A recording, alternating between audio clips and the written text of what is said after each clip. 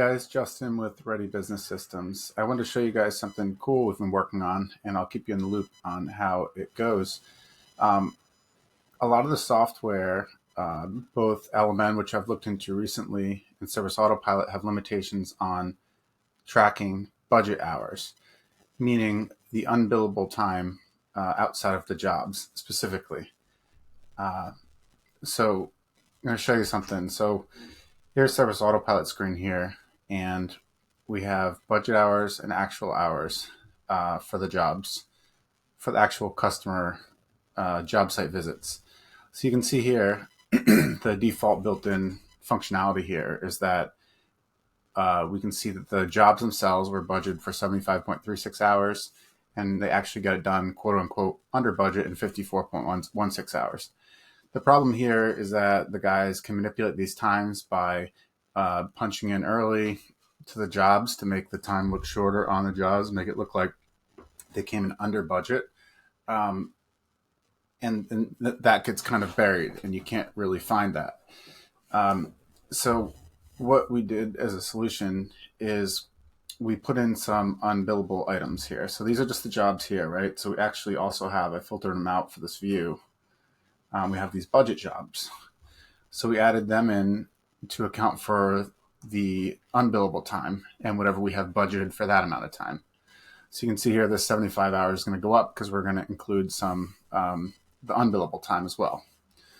So this spreadsheet here, we have each crew laid out here, and we actually went in Google Maps and we typed in the addresses for each day to see how long their drive time is each day, and figure out the number of hours by crew their drive time is.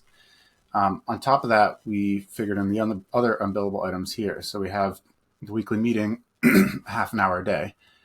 If we go over, we tell our admin, and she'll update the time for the meeting. So they have budget hours for the meeting. The whole point here is to be able to capture all of their time working and make sure that they're keeping everything within budget. So we also have dump time. We plan on 2 times a week. And this, by the way, this depends on the crew here. We have different amounts of allowances for time, but the Mo crews here dump 2 times a week, 20 minutes each time. So we have that budgeted in. So this is a weekly basis, right? This whole thing. Fueling, they go about twice a week, takes about an hour. Clean prep, this is cleaning their trailer out, doing their morning checklists. So that's 21 minutes each day, 4 times per week. We work 4-day weeks, 10 hours. And then crew brief, this is just the brief with the manager and what they're doing for the day. 20 minutes a week, not much briefing with the Mo crews.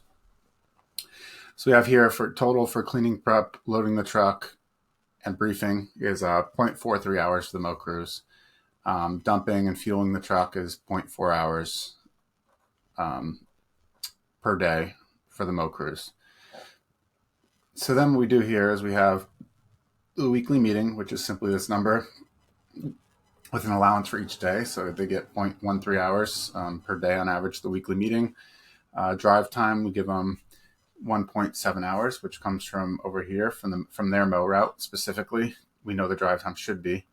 Then we have the cleaning, prep, load, brief times. This is again keeping the trailer clean, getting prep with their manager, etc. This is time per day. Dump fuel time per day, right? So these are all actually items, services that we put on the dispatch board that these guys can punch into. So in the morning, they can punch in the weekly meeting. They can punch into their cleaning, prep, loading, briefing, and the drive time they do not punch into. But I'll show you how we address that in a second here. And then the dump fuel time, they can check into that, or they can skip it. So overall, our unbillable time it depends on the size of the crew, right? Because there's a 2-man crew, a 1-man crew, one person's going to do all these. It's 1 man hour. But if it's a 2-man crew, we're going to have 2 people at the meeting, right? We're going to have 2 people driving, but then we split out these tasks. There's only one of them doing these.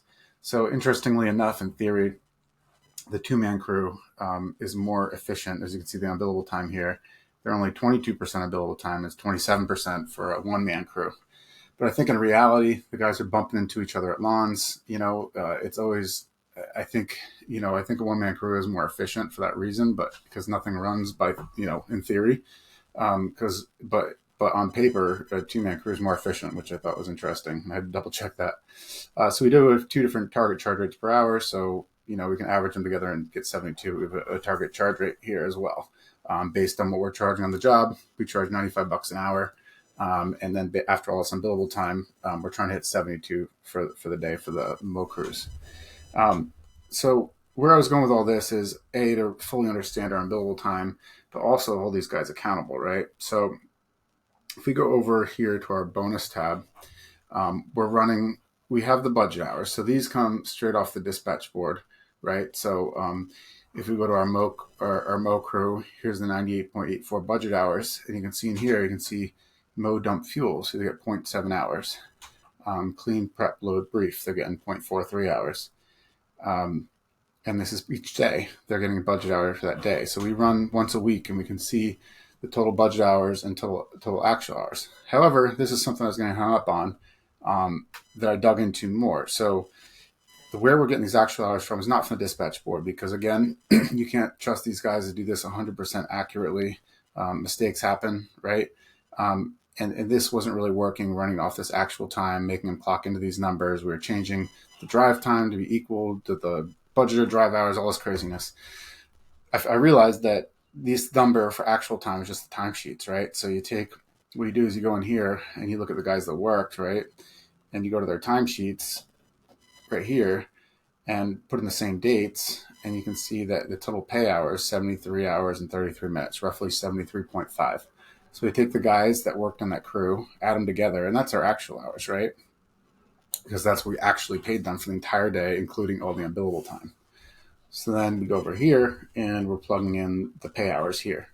So we're just running, this is just a draft of we're doing kind of a test. We're running like a bonus system, just based on these budget hours. If they hit them, if they come under budget hours, they get $100. So they start with $400, and if they get a complaint or they're over budget hours, they lose it for that week, right? So these guys lose an amount for each time they're each week they get a complaint, or they each complaint they get, or each week they're over budget hours. So just to start to doing the budget hours pay incentive.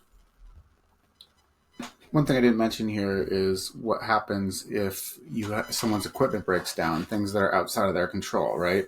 So, for example, yesterday we had a crew go out and their mower broke. They'd come back to the shop, all in, driving back to the shop, swapping out mowers, and driving back to the job site costed them an hour. So we're not going to penalize them on that. So what we have is a budget for equipment, which is typically set to zero, right?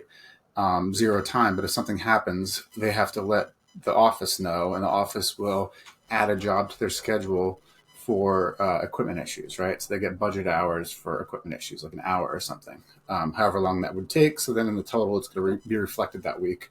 We increase their budget hours for the equipment issues.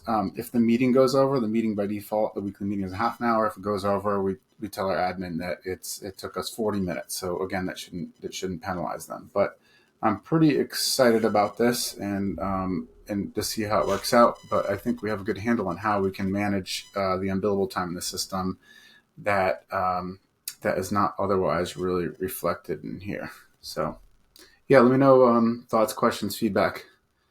I'll talk to you guys soon.